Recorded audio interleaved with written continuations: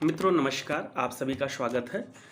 मित्रों आज एक कुंडली आई है जो कि जन्म तारीख है 28 अगस्त 1980 और जन्म समय है दिन के 2:15 के। ये हिमाचल प्रदेश कांगड़ा ज़िले की है और इसमें एक प्रश्न है कि वैवाहिक जीवन के लिए कैसा रहेगा। मित्रों जब हम इस कुंडली को देख रहे हैं तो ये वृश्चिक लग्न की कुंडली है।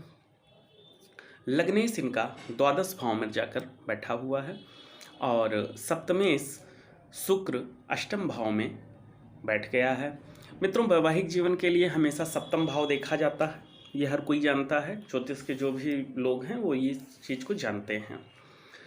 मित्रों यहाँ पर शुक्र अष्टम भाव में जाकर बैठा है तो एक नज़र से तो वैवाहिक जीवन में ये डिस्टर्बेंस पैदा ही कर देता है, लेकिन यहाँ पर शुक्र जो है अपने मित्र के राशि में बैठा हुआ है और मित्र राशि होने के साथ साथ इनके शुक्र के ऊपर शनि की दृष्टि भी मौजूद है।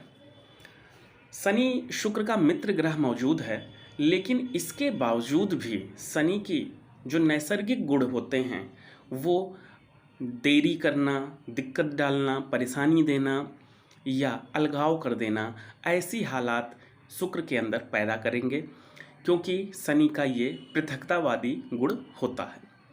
और मित्रों यहाँ पर सप्तम भाव पर केतु की दृष्टि पड़ रही है। यहाँ गौर करने वाली बात यह है केतु 26 डिग्री का है और लग्न भी 26 डिग्री की है, इसलिए केतु सप्तम भाव में, सप्तम भाव यानी कि विवाह का भाव, दाम्पत्य जीवन पर प्रभाव डाल रहा है और भी वृष राशि पर प्रभाव डाल रहा है। वृष राशि पर जब भी केतु का प्रभाव पड़ता है तो वह अन्य राशियों की अपेक्षा अधिक नुकसानदायक होता है।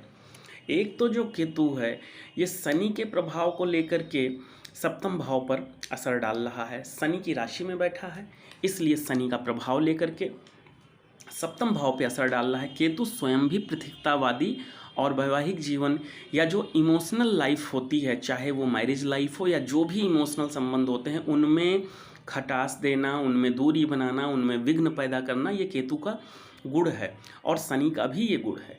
और केतु शनि की राशि में बैठ गया है, इसलिए केतु के अंदर शनि के भी गुण पूरी तरीके से विद्यमान हैं और 26 डिग्री का केतु है और लग्न भी 26 डिग्री की है। ऐसी कंडीशन में केतु का बहुत अधिक प्रभाव सप्तम भाव पर दूषित परिणाम दे रहा है। यहाँ पर विवाह में पहले तो विघ्न पड़े और विघ्न के बाद वैवाहिक जीवन में दिक्कत बने, यानी कि सुखी वैवाहिक जीवन का योग इस कुंडली में नहीं बन पा रहा है। रीजन कुछ भी बन सकता है।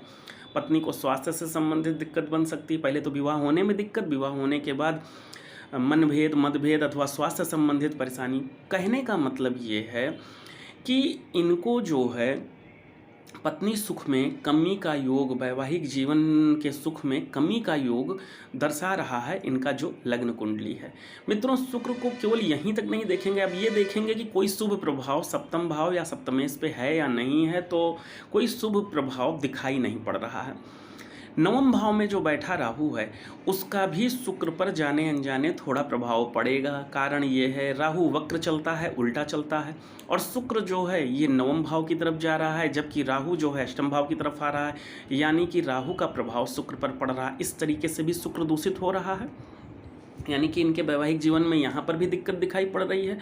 इसके आगे हम नवांश कुंडली में शुक्र का प्रभाव देखें तो नवांश कुंडली में शुक्र ठीक दिख रहा है, लेकिन नवांश कुंडली के बाद एक तो नवांश कुंडली के शुक्र पर भी मंगल की दृष्टि पड़ रही है और साथ में नवांश कुंडली में भी इनका सप्तम भाव और सप्तमेश दोनों ही गलत अवस्था में है। सप्तमेश इनका षष्ठ भाव में नवांश में चला गया है और सप्तम भाव में वहाँ पर भी केतु, राहु और शनि का प्रभाव पड़ रहा है। वो भी ये दर्शा रहा है कि वैवाहिक जीवन में दिक्कत बन जाएगी। इसके आगे बढ़ते हैं, हम षष्ठ्यांश वर्ग में जाते हैं जो कि ग्रहों की सबसे सूक्ष्म गणना करता है।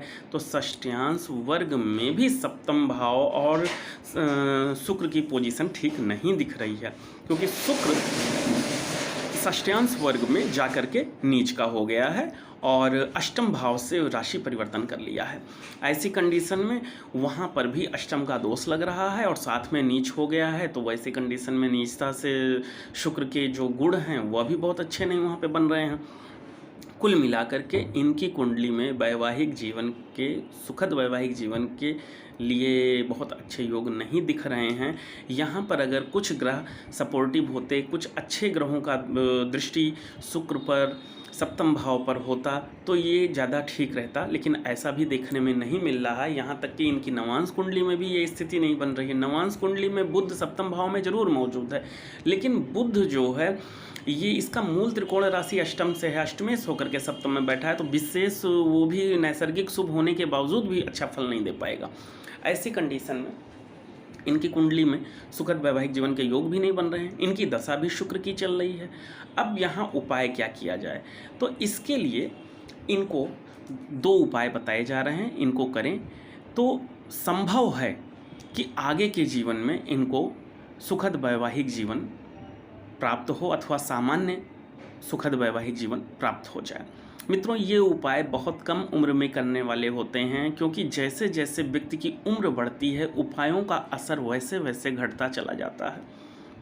जो व्यक्ति 20 साल में जो उपाय करेगा उनका प्रभाव वो ज़्यादा पाएगा, वही व्यक्ति जब 30 साल में करेगा तो उनका प्रभाव 20 साल वाले से कम मिलेगा, जब वो 40 साल में करेगा तो और कम मिलेगा। क्योंकि उम्र का सीधा सीधा लेना देना आपके कर्म से, आपके भाग्य से, आपके भविष्य से, सबका सीधा सीधा लेना देना होता है। जैसे जैसे उम्र बढ़ती जाती है वैसे वैसे आपके उपायों की क्षमता, उपायों का जो फल है ये न्यून होता चला जाता है।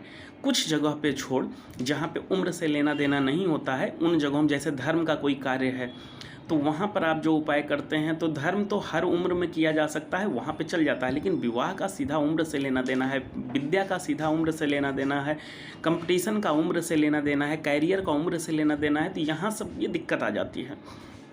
तो इनको उपाय क्या करना है, पहला काम इनको करना है कि आपको शुद्ध घी लेना है। अगर गाय का शुद्ध घी मिल जाए, गांव से बना हुआ या कहीं से भी आप प्राप्त कर सकें तो बहुत अच्छा होगा। शुक्रवार के दिन, नवरात्रि में शुक्रवार के दिन किसी सिद्ध तीर्थ स्थल पर स्थित किसी सिद्ध देवी मंदिर में ले जा कर के अच्छे वैवाहिक जीवन के, अच्छे पत्नी सुख की कामना से आपको दान करना है। अब यहाँ पर कोई भी समस्या अगर है पत्नी के, आपकी कुंडली में जो योग है ये योग ये कहता है कि पत्नी को लेकर के चिंतित होने का योग बनता है। अब चाहे ये वैवाहिक जीवन के कारण हो या पत्नी के अन्य किसी स्वास्थ्य के कारण हो, किसी अन्य दिक्कत के कारण हो, क्योंकि यहाँ पे पत्नी सुख की कमी सीधे सीधे बन रही है। रीजन कुछ भी हो सकता है, क्योंकि अलग अलग जगह पर अलग अलग कुंडलियों में अलग अलग रीजन बन जाते हैं। कहीं कहीं पे आपसी मतभेद होता है, ये रीजन बन जाता है। कहीं कहीं पे पत्नी के स्वास्थ्य को लेकर व्यक्ति इतना चिंतित हो जाता है कि पत्नी और को कोई दिक्कत बन जाती है, रोग बीमारी लग जाती है, उसको लेकर टेंशन में आ जाता है। कभी कभी विवाह होने में बहुत विलम्ब हो जाता है। कोई भी रीजन बन सकता है, क्योंकि हम लोग सिर्फ एक रीजन पे नहीं, उस रीजन का कारण क्या है उसको देखकर उसका निवारण समय रहते करना जरूरी है। आप देवी मंदिर में जाएं जो कि तीर्थ स्थल पर हो, नवरात्रि के शुक्रवार में जाएं तो बहुत अच्छा है। और यदि नवरात्रि का शुक्रवार नहीं मिल रहा है तो फिर आप किसी भी शुक्ल पक्ष के प्रथम जो शुक्रवार होता है उसमें जाइएगा। जाकर वहाँ पर इसका दान करना है आपको मंदिर में देवी के दिए को जलाने के लिए, और वहाँ पर मंदिर में ही बिल्कुल प्रतिमा के सामने आपको ये दान देना है। वहाँ जो पुजारी जी होते हैं कि देवी के दीप जलाने के लिए हम ये दान कर रहे हैं, और मन में माता से कामना करिए कि आपकी ये जो समस्या है ये दूर करें और अपना आशीर्वाद प्रदान करें। उसके बाद दूसरा काम आपको करना है, वहाँ पर कोई भी गौशाला देखनी है। अगर गौशाला किसी देवी मंदिर में मिल जाए तो बहुत अच्छा है, अगर देवी मंदिर में नहीं मिलता है तो कोई भी गौशाला देख सकते हैं। वहाँ पर अपने वजन का कम से कम 3 गुना, अपने वजन का कम से कम 3 गुना सफ़ेद आलू लेना है, छोटे आलू जो कि गायें खा सकें।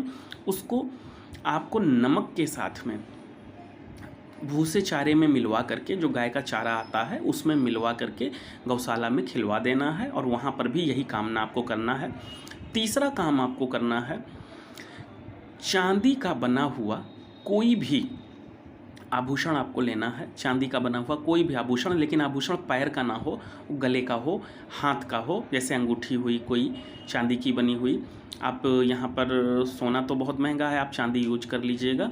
और उसको जो है आपको किसी वीराने में, जहाँ पर कोई गूलर का पेड़ हो या पीपल का पेड़ हो, उस पेड़ के तने के पास में मिट्टी के नीचे दबा देना है। बिल्कुल शुक्रवार के दिन ये काम करना है, लेकिन ध्यान रहे सुहाग का सामान रहना चाहिए, वो जैसे अंगूठी है, मंगलसूत्र है, लेकिन ये चांदी का बना हुआ हो, पीतल का नहीं चलेगा। चांदी हो, स्वर्ण तो संभव नहीं है होता है आजकल करना। तो इसको आपको दबाना है शुक्रवार के दिन, और वहाँ पर भी यही कामना करनी है, अच्छे वैवाहिक जीवन की, पत्नी के अच्छे स्वास्थ्य की, सुखद वैवाहिक जीवन की कामना करनी है। और इसके साथ में आपको वीराने में ही अथवा किसी शमशान के पास में गूलर के कम से कम 2 या 3 पेड़ लगा देने हैं शुक्रवार के दिन। जैसे जैसे वो पेड़ बढ़ेगा वैसे वैसे समस्याएं घटेंगी। इतनी चीज़ें तो आपको करनी हैं। ये करने के बाद आपको निश्चित तौर पर लाभ होना शुरू हो जाएगा। इसके साथ एक कार्य आप और कर सकते हैं तो बहुत जल्दी लाभ मिलेगा। इंद्राणी देवी की आपको नाम मंत्र से उपासना करनी है। मंत्र आपको बोलना है ओम इंद्राणी देव्यै नमः। इस मंत्र से 1100 बार प्रतिदिन इंद्राणी अर्थात इंद्र देवता की जो पत्नी है इंद्राणी देवी उनको कहा जाता है, उनका प्रतिदिन 1100 बार आपको मंत्र करना है। ऐसा आपको 108 दिनों तक लगातार करना है। और इसके बाद आप मंत्र कम मात्रा में भी कर सकते हैं, लेकिन मंत्र कंटिन्यू रखिएगा। और जो आपकी समस्या है, इस समस्या को दूर होने की कामना करिएगा, तो आपकी ये समस्या भी दूर होगी, आपको लाभ मिलेगा। आज के लिए इतना ही। जय महादेव।